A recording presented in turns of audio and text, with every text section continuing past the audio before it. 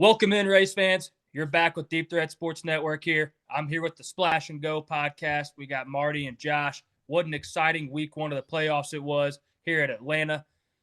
Josh's pick goes ahead and takes the clean win here. Joey Logano, go ahead and get some money for the Special Olympics, Josh. What a great start for you in this playoffs. We had the race winner at Joey Logano, stage 1 winner, Ryan Blaney, stage 2 winner, Austin Cindric. We did see an early wreck take out playoff frontrunner Kyle Larson. Also stacking up in that wreck was Chase Briscoe. Really shook things up for this playoff standings. Josh, Marty, what are you guys thinking? Who kind of got snubbed in this race? Who had a strong car, didn't make the finish? How did things look to you guys? Going into Atlanta, it was looking really good. JRG made some adjustments to the 54 and 19 car.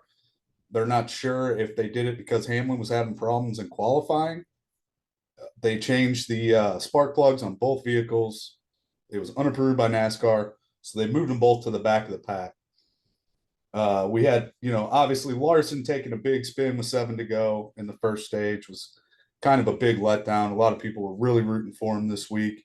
We had Bowman and Logano battling up front all of stage 1, and our top 10 positions were looking great. It was all playoff drivers most of the day. And it made for some really exciting racing. Yeah, I agree. I thought it was a great race. I thought things came out of the gate with a lot of action this weekend. I mean, we could talk probably at length about the problems Denny Hamlin had. It was not looking good for him. He had a lot of problems in qualifying. I know that they're kind of leaning towards saying that was Denny Hamlin's strategy, hanging out in the back, but you always kind of, when you have a performance like that at a track that he should perform at, you're always going to have a little bit of seeds of doubt when it comes to that. And the Kyle Larson crash, man, that was a heavy hit. That thing just snapped around right on him. I mean, heavy hit right front. He ate that one hard, and then Chase Briscoe comes in and clips him. It doesn't really clip him, hammers him, and both of them are out. That was a very, very bad wreck. It could have gathered up a lot more people.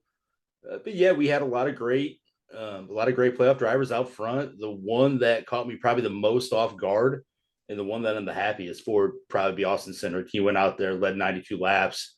It really kind of made his claim to say, hey, these playoffs, I'm going to be a contender.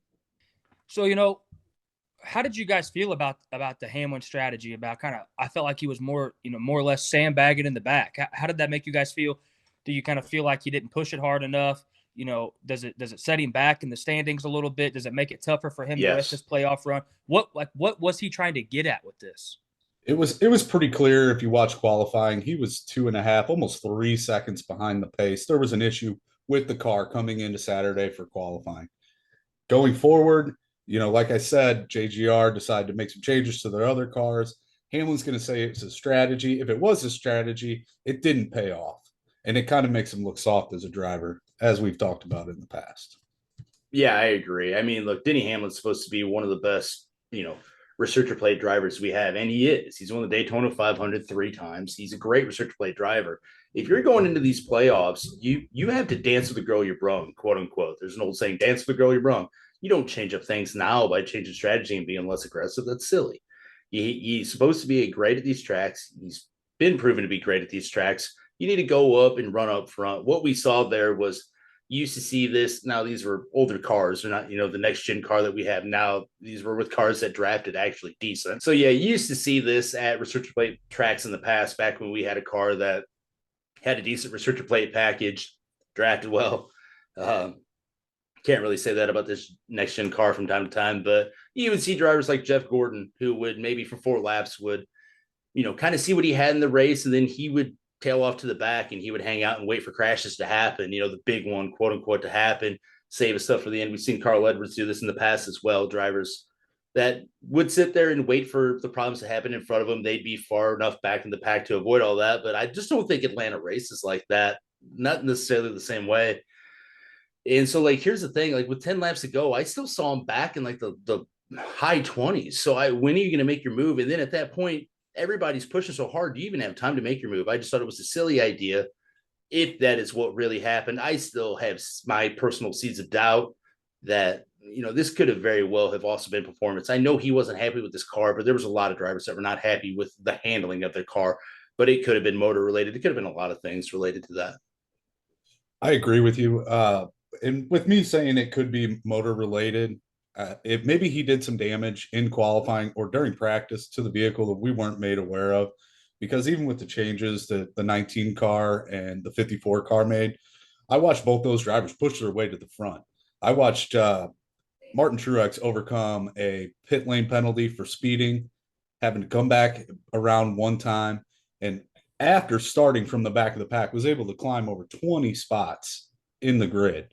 And you look at that, and it was kind of a shame what happened to him later on in the race where he got bumped and his car was never really the same because he was making a good run for the day.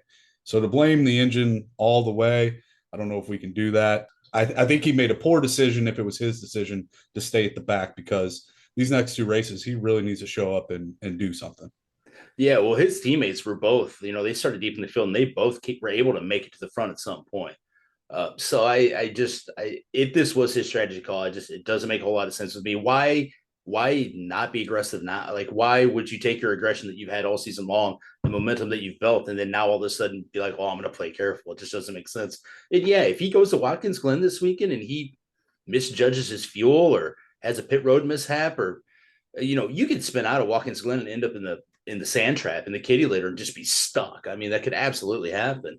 So you need to be careful. And I don't think being careful like this is the right way to enter the playoffs if you're Denny Hamlin, somebody who's searching for his first championship. And you might play careful after you get your win in the championship, to advance you to the next round. Then you sit back and play careful for the rest of the series. But I mean, if I'm points racing, if I don't think I have a car to win and I'm points racing, yeah, absolutely. But I mean, if I have a win, then I'm already in the next round. So I'm going to go for more wins. I just don't understand. Denny Hamlin's one of our favorites going into these playoffs here, to this championship battle. He's one of our favorites. He's good at a lot of tracks. He's good at Phoenix. He's good at a lot of these tracks. They fit his style. He does not need to come out. He's very lucky to be above the cut line because, the funny thing is he tries to stay out of a wreck. And on the last lap, he gets gathered up in a wreck running in the 20s again. It just did not work out. It caught me off guard because I'm not used to seeing Denny Hamlin like that. I'm used to him going up there and making me a fool because, like I said, I'm a little biased. I'm not the biggest Denny Hamlin fan at times. And I'm used to him going up front and, making it sting for me. But he was a non-factor this week. And it really caught me off guard. Yeah, If that wreck would have stacked him up, that would have been total poetic justice. I was watching that, and when I saw him kind of get his nose in there a little bit. I was internally laughing, thinking, man, this whole ordeal is really going to blow up in his face. One thing I want to talk about before I forget this real quick, I was also internally laughing at both of you guys all day because Harrison Burton was riding that cut line. He was looking like he might be safe after race one, gets stacked up a little bit later, kind of ruined my day. I texted you both and was pretty upset about that. I just want him to make it through the first round just so I can lay into both of you guys because I'm the only one that took him. But obviously, he's probably not. Things don't look great, especially now. But I wanted to give my boy Harrison Burton a little bit of credit here while I could. Hey, he did well for some of the race. Yeah, he did pretty well for some of the race. And the same could be said for some other drivers that we had on our cut list. Austin Cindric leading 92 laps. He pretty much dominated all of stage two. It was pretty incredible. Bowman was behind him and Ross Chastain were behind him, and neither one of them were coming up next to him, not till the last 5 laps of the stage. And it was pretty impressive.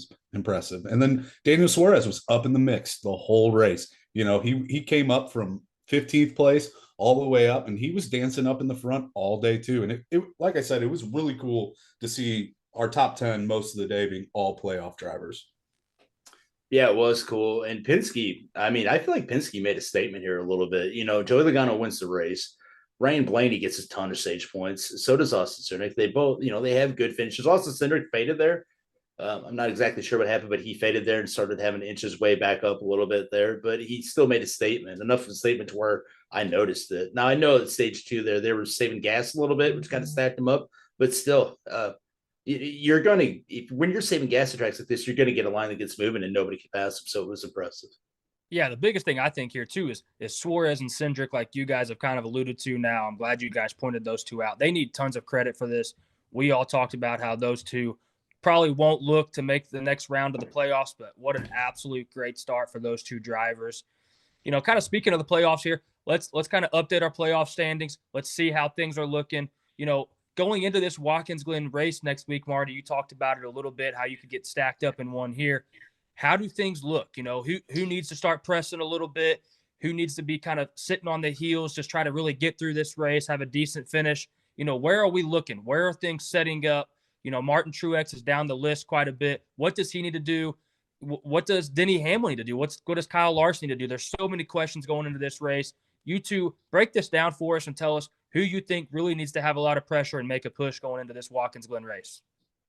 So first and foremost, I think one of the most important things you got to do to road courses, you've got to manage your race.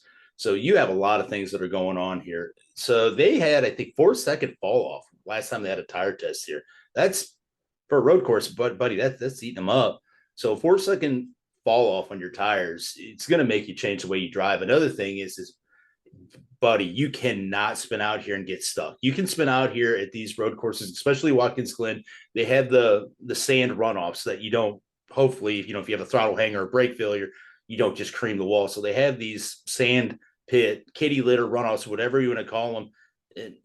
They're just notorious. Once you get out there, you've got to keep rolling. If you stop, you're stuck. That's something that can just sink you as a driver. So if you're a driver on the bubble, if you're, Kyle Larson, Daniel Suarez, all the way down to Chase Briscoe in the standings, with Daniel Suarez being 9th and, Chase Briscoe being 16th, you've got to manage your race. You cannot mess up fuel mileage. You got to save gas immediately in a race like this because you run it backwards, basically, from a fuel mileage standpoint. But you always hear that. I don't know with 4-second fall off on tires. Now, do I think we'll see that 4-second fall off when you get all your cars out there, you get a track a little bit rubbered in?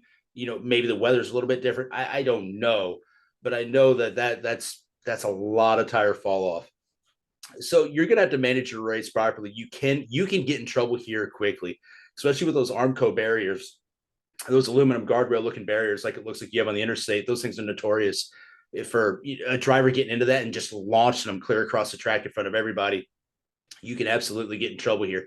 So what I'm looking for is sound pit strategy, manage your tires, make sure you do not run out of fuel. You cannot have a Ryan Blaney last lap like you had at Gateway. You can't misjudge your fuel here. That's a long way around this track. You can be in big trouble. If I'm looking at this, I'm looking at Martin Truex Jr. He's got to get in the top 3. He really doesn't have a choice at this point. Chase Briscoe has got to at least finish in the top 10 to switch things up. If I'm Kyle Larson and I'm Denny Hamlin, I'm a little nervous. I'm even more nervous than I was in Atlanta. I'm really nervous this week because neither one of us showed up and performed. Kyle Larson, we don't know what would have happened had he not taken that hit into the wall. But if I'm those two, the poster boys for NASCAR right now, I need to be in the top 5 at the end of this race at Watkins Glen. Yeah, and there's two people here that are making me look a little silly right now. I had them on the outside looking into the round of 16, but they are great at tracks like this, at road courses, and that's Austin Cindric and Daniel Suarez. These are two people that have momentum going into this weekend, that if they can keep that up, they're going to be looking really pretty heading into Bristol. And the same goes for Alex Bowman. I've kind of had him written off. He's sitting right now in 6th place. And if he can get a top 10 finish again, he's really locking himself into, moving on to the next round. The sport of NASCAR as a whole here definitely wants to see Denny Hamlin and Kyle Larson, I would think, do well. Definitely see these guys advance. You really want, in my opinion, your 2 best drivers in the chase for the championship towards the end of this thing. So yeah, absolutely. I totally agree with you guys. A lot of shaking up here. A lot of guys that need to make some big moves. I expect a lot of pressure, maybe a few more stack ups throughout the race because these guys are pushing really hard to get some stage points. This should be extremely exciting. Go bowling at the Glen, Watkins Glen, 2:00 USA Sunday. What an exciting race this is going to be. A lot at stake here. So are there any hidden gems at this track that you guys know of? Is there any strategies that you guys are aware of that kind of work? Is there anything that, if you could call up your favorite driver and give him a few pointers, obviously he probably knows them already, but maybe tell your buddies, tell your casual fans, what do we need to be on the lookout for here? Do they get nasty towards the end of each stage? What do you guys see in a race like this? I think if you're looking at some drivers going into this week, Martin Truex Jr. is somebody to keep an eye on. He's won at this track in the past. He does really good on the road courses. Other than that, I would keep my eyes on the Hendrick drivers the rest of this week. You got Chase Elliott with 2 wins at this track. You got Kyle Larson with 2 wins at this track. And you got William Byron won last year at this race. So I would keep my eyes right here on the Hendricks cars going into this weekend because I think they're going to be up there in the top 3, top 5 all day long. Yeah, the Hendrick boys are good. There's no denying that. I'm gonna go because I'm a firm believer in momentum when it comes to motorsports, but I think Penske's in a good spot right now. And I know that we've talked amongst ourselves in the past. I'm not always on that NASCAR Penske bandwagon. If we're talking about IndyCar or something, then absolutely. But there's times where I feel like Penske struggles a little bit, and right now they're looking really good. So I'm still looking at like an Austin Cindric who he was great in the Xfinity series at road courses. Joey Logano's won at road courses. Ryan Blaney won at the Roval, I believe, when Jimmy Johnson overcooked it on the last lap and took out Martin Truex Jr. Ryan Blaney gets a win there. I'm still looking at Penske. And another thing to be careful about here is I know at places like Road America, you could get penalized for running off track. Here, you can overcook a couple turns and really get in trouble too. And I've also heard rumors that there could possibly be some type of walls up at the bus stop to try to prevent drivers from doing that. If they do that, then this is going to be a real crazy race. So let's look at the playoff standings a little bit here. With Joey Logano getting this win in the first race of the playoffs, what does that do for him? How does he set up the rest of the way? Maybe what should his strategy be the rest of the way? How do things look for Joey Logano and his race team the rest of the way? I think Joey Logano is going to go into this race kind of the way he came into Atlanta. He might hang back a little bit, and then he's going to move forward towards the end and make an attack at the end if he can. Like Marty was saying earlier, just because he has a win under his belt doesn't mean he's going to sit back and, put his feet up and just cruise on into the next series.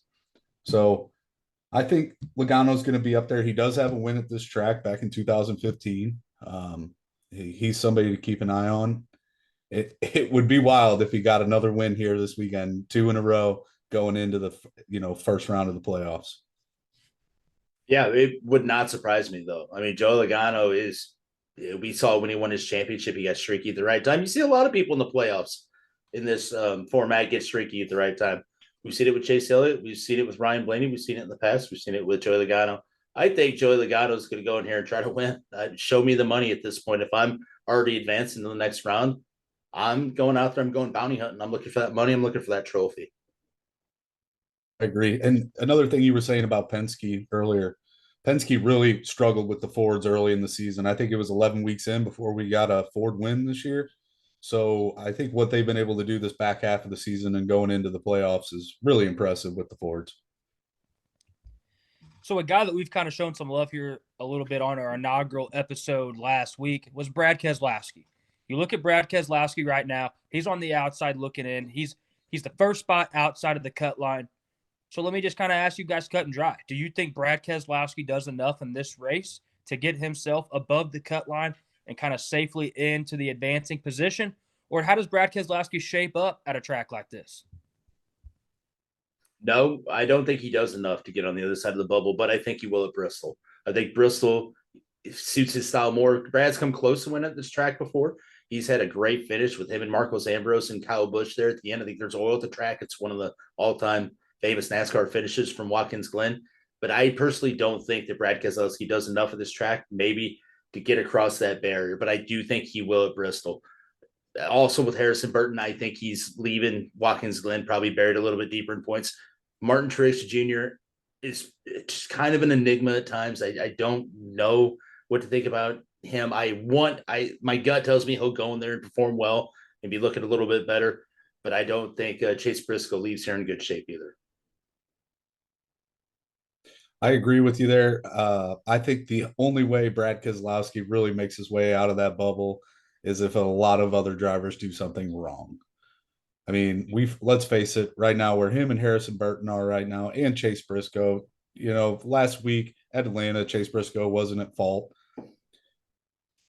But I think a lot of these guys are going to have to do something wrong. And like you said, Watkins Glen, a lot can go wrong, and a lot can go wrong really fast.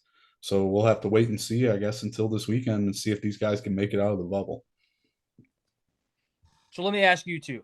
before we wrap up this kind of playoff segment here that we have, the playoff standing talk, is there anybody that you guys want to shout out or maybe give your version of a pep talk to? Is there any other details that you guys want to give us before we get out of this playoff segment? Sure. I'll say this right now.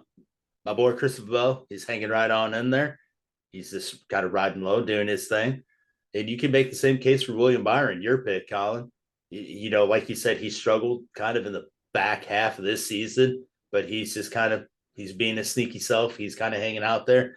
And of course, I got to shout out to my boy, Alex Bowman, baby. Keep shutting that stuff, baby. So a few drivers I want to kind of give some credit to, give some shout outs to, aren't even in the playoff picture, but I'm looking at Kyle Busch right now. He showed up this week. He's, like I said last week, he's still here. He still wants to get a win under his belt. And I'm looking at Ross Chastain. Ross Chastain up there in the front, most of the second half of the race, looking good. Led some laps, and I like to see it. I like to see the competitiveness for these drivers that missed the playoff bubble. Yeah, that's a fair point. I think we, since we're on this topic, I'm going to make the point for Daniel Hemrick and Justin Haley, too. We saw them both up front at times here.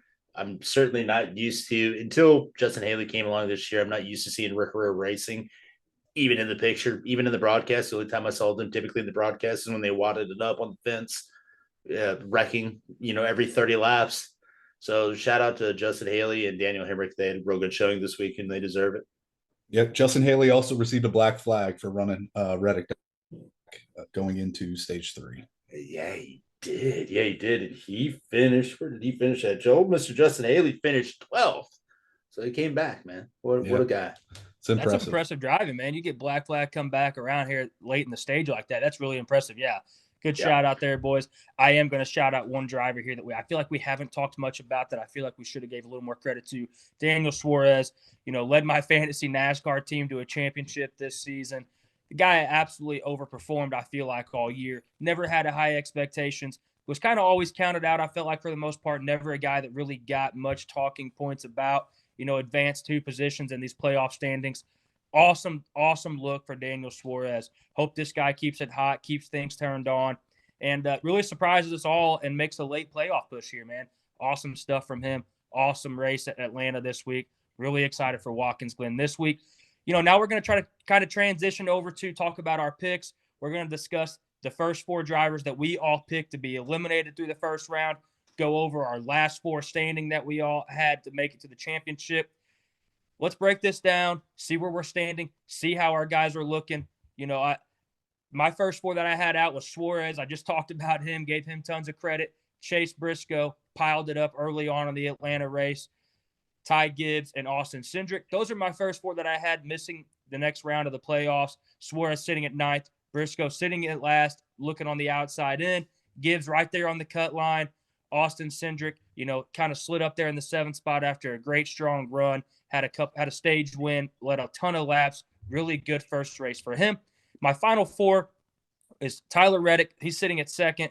William Byron sitting at 4th. Kyle Larson sitting at 10th. And Christopher Bell sitting at 2nd. My final 4 does look pretty good. Josh talked earlier about how we should be a little bit nervous for Kyle Larson, and I totally am. Huge Kyle Larson fan. I think all of us are here on this channel.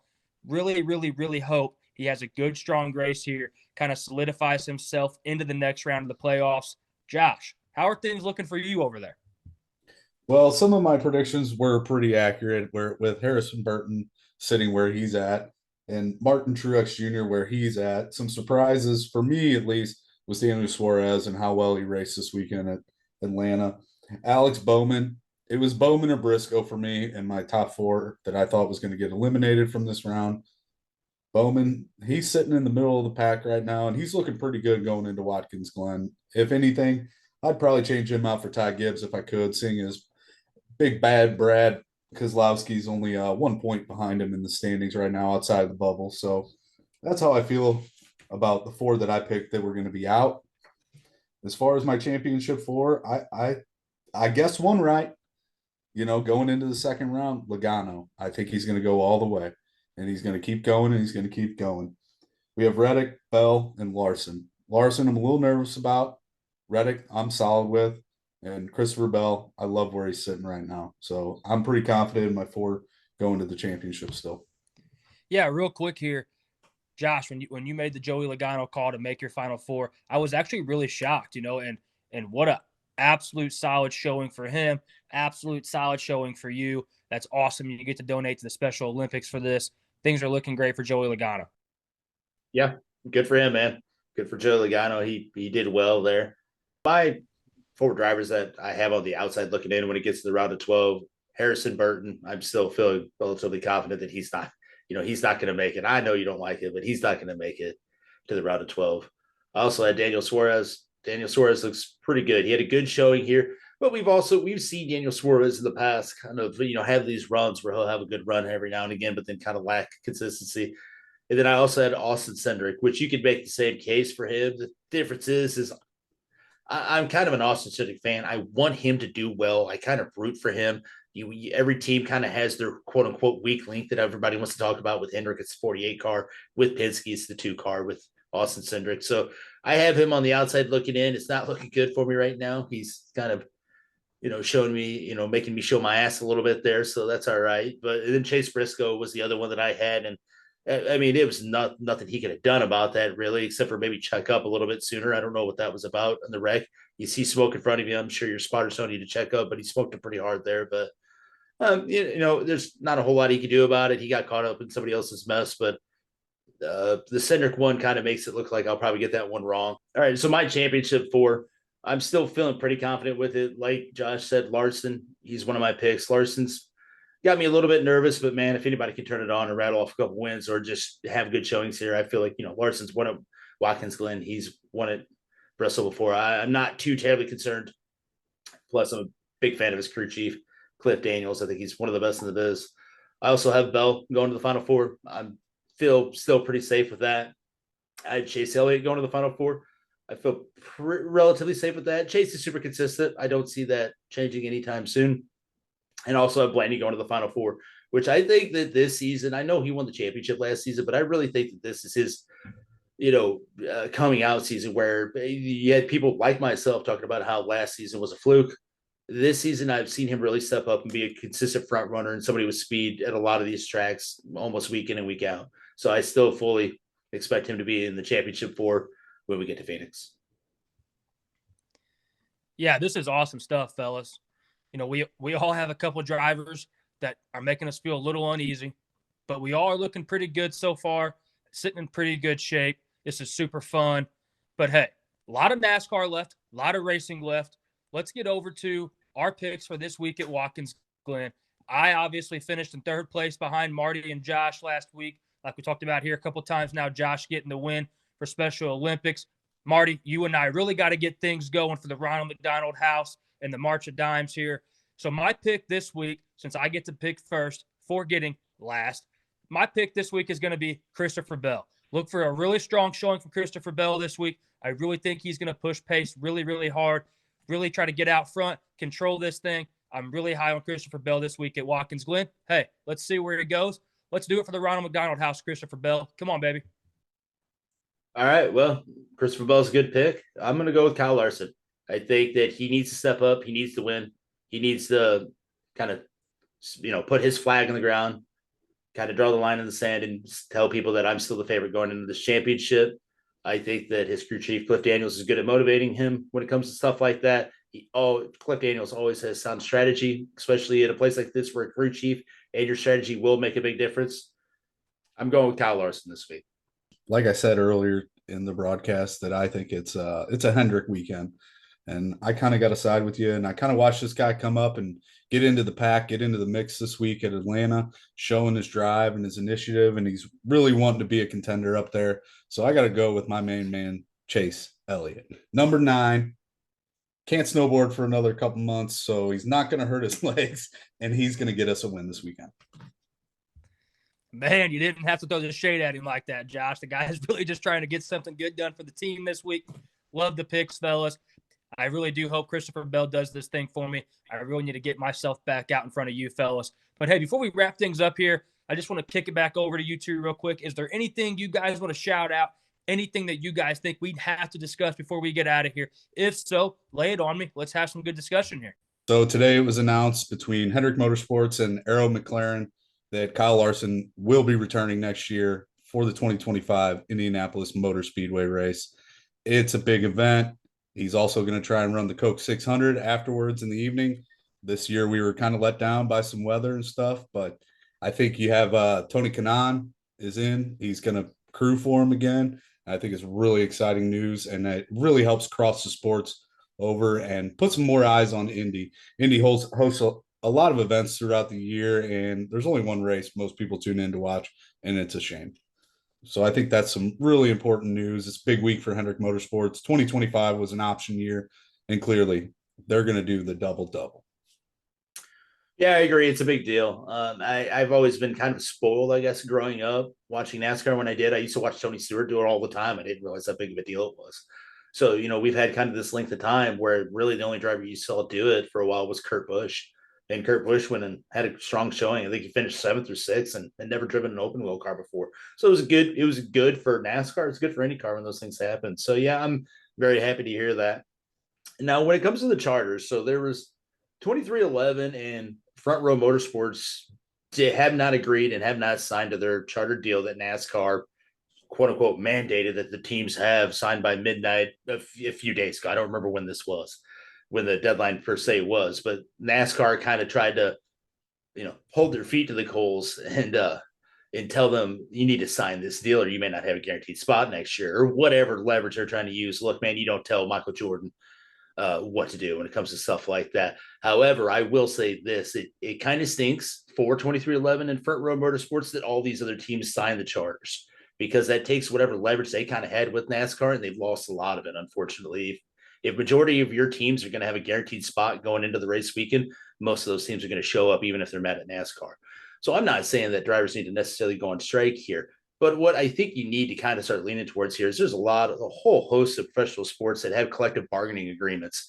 And I think if you really want to kind of get out from under the France family empire here, and you really want to battle and have solidarity and grind for yourselves, you're going to have to find a way to do that. So for those of you who don't know who charters are, basically, I can't remember exactly what year it was, but sometime in the 2000s, they're trying to, if you're a race car team and you were struggling and you were going to sell, you're going to get out of the sport. You're going to cut bait and bail. You're going to sell almost all your stuff at pennies on the dollar. And you didn't really have much. You had this race car team, but you didn't have any value for it. You didn't really, because the value is dictated on what the market dictates and how the landscape looks at that time. So in order to attract owners into the sport, because eventually, Richard Childress isn't going to be here forever. Rick Hendrick isn't going to be here forever. And those teams, when they have leadership changes, you never know what's going to happen with them. So you always want to have a good business model that will attract teams. So what NASCAR came up with, and I think that the idea is good in and of itself. I think they have good intentions when they did this. They came up with a charter system. It used to be back in the early 2000s that only the top 35 in points were guaranteed into the show. So 35 in points in back, it was after like the first 7 races of the season, 35th in points in back, you weren't guaranteed a spot into the show come Sunday. Charters, you buy, it's monetary, it has value. I don't think it's anything physical. It's probably like Bitcoin or some shit. I don't know what it is, but it's something. It's a name for something that you have that it has value because there's a limited number of them. So if let's say we're going to start up, Deep Threat Sports Network race team, if we're going to have a 2-car team, we need to go out and either there's only a limited number of charters, but we need to buy those charters to guarantee our spot into the Daytona 500 come February, or else you have to race your way in and you don't have a guaranteed spot in the field. And also, like, charters are going for a lot of money right now. So much so that Dale Jr. keeps saying he does not want to get in the sport right now because he doesn't understand exactly if it's valued as high as what they claim it is. So who really gets screwed in this whole thing, and I understand why these teams are mad, is you had a lot of teams that already were developed in this sport that were basically gifted a charter when this system came out. And then teams like 2311, newer teams, Trackhouse Racing, bought Chip Ganassi Racing just so that they could have those charters. 2311 pays an arm and a leg for these charters. However, the other teams in the sport didn't have to pay jack shit for them. So they're at a huge disadvantage here. They are just trying to find ways to have solidarity amongst themselves to push back on the France family here a little bit and make things a little bit easier for teams. Because if you don't have people investing in your sport, you have nothing. contrary to what the France family believes. So let me ask you this, Marty. Does this make it tougher for the smaller teams? Not the Hendricks teams, but you kind of talked about Trackhouse Racing or Rick Ware Racing. Does this make it tougher for those smaller teams to really compete at a higher end level like this all the time? So what it does is at least it gives their owner an ace up their sleeve to say, hey, man, if stuff really goes south here, if I really get in sponsorship problems, if I really lose funding and I can't find a partner to bind to my team, I can at least sell this charter to somebody who's willing, 2311, whoever wants either another driver who wants to start a team. At least you have something of value instead of just closing the doors on your shop one day, telling all your workers, all your mechanics, everybody at the shop, sorry, bud, I can't send your paycheck, and then you sell everything for pennies on the dollar. At least you have that. I think it creates a landscape to where if I have money, I can go to this sport. I can kind of hang my ass out on the line here and spin some dough. And if it doesn't work out, I have something of value that somebody else would want that I could sell. But I think this is still a David versus Goliath thing where you have the huge, Goliath of the sport and Hendrick Motorsports, Joe Gibbs Racing.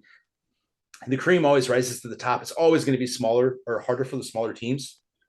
So I think the charter helps the owners get into our sport and get invested into our sport. I don't think the charter system necessarily helps competitiveness other than you're guaranteed into the show every weekend. Wow. That's extremely, extremely interesting stuff there. Glad you guys have all the details on that because, man, I sure would have missed on quite a bit of that. That's deep out in the weeds there. Once again, this is why we have Josh and Marty here with us. Once again, this is the Splash and Go podcast. It's the name we're transitioning to here, affiliated with Deep Threat Sports Network. Super exciting stuff here. We're getting deep into the playoffs. Watkins Glen, 2 o'clock, USA, this coming Sunday. Tune in. Look for how things shake out. Fellas, this has been a blast. I'm glad we're doing this all together. Once again, that's Marty. That's Josh. Until next time, fellas, peace. One more thing. The person in the comments, Chad Bateman, we're not cheering for Denny Hamlin. I know that guy. He used to go by the name Batman. If you guys want to talk shit, leave it in the comments. We'll respond to you. Batman, none of that Denny Hamlin talking here, buddy. You take that shit outside. Right out that door. Right there is where you can take it. Hey, I love it, fellas. Absolutely. Thanks for rocking with us, everybody. Like Marty and Josh said, hey, like, comment, subscribe. Keep showing the support. Peace, everybody.